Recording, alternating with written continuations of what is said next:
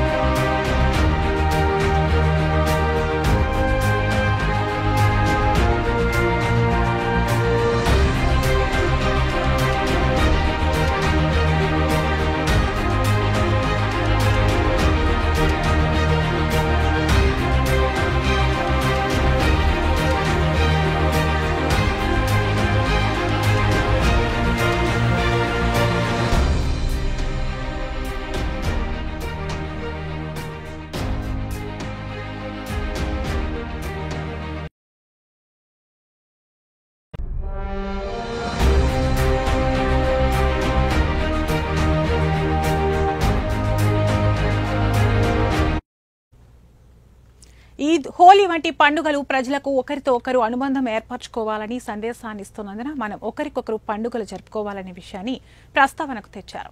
సామాజిక ఐక్యత, సోదర భావానికి ప్రతీకగా పండుగలు నిర్వహించుకుంటున్నామని వివరించారు. అహ్మదియా ముస్లిం సమాజం శాంతిని ప్రేమించే సమాజమని, ప్రపంచంలో శాంతిని నెలకొల్పడానికి నిరంతరం కృషి చేస్తుందన్నారు. అహ్మదియా ముస్లిం సమాజం యొక్క ఆధ్యాత్మిక జన్మస్థలం ఖాదియన్ కావడంతో ఖాదియన్ నివాసులందరూ తమ స్వస్థలం కమ్యూనిటీ యొక్క మానవతా కార్యకలాపాల కారణంగా ప్రపంచవ్యాప్తంగా ప్రసిద్ధి చెందిందని గర్వంగా భావిస్తున్నారని ఆయన అన్నారు. భారతదేశం విభిన్న మతాలు, సంస్కృతులు మరియు జాతులకు నిలయమని అన్నారు. ఈ విధంగా ఇది ఒక అందమైన పుష్పగుచ్చాన్ని పోలి ఉందని ఆయన అన్నారు. అందువల్ల మన దేశ ఐక్యతను కాపాడుకోవడం చాలా అవసరమని మరియు మన దేశ పురోగతిని నిర్ధారిస్తుందని ఆయన అన్నారు.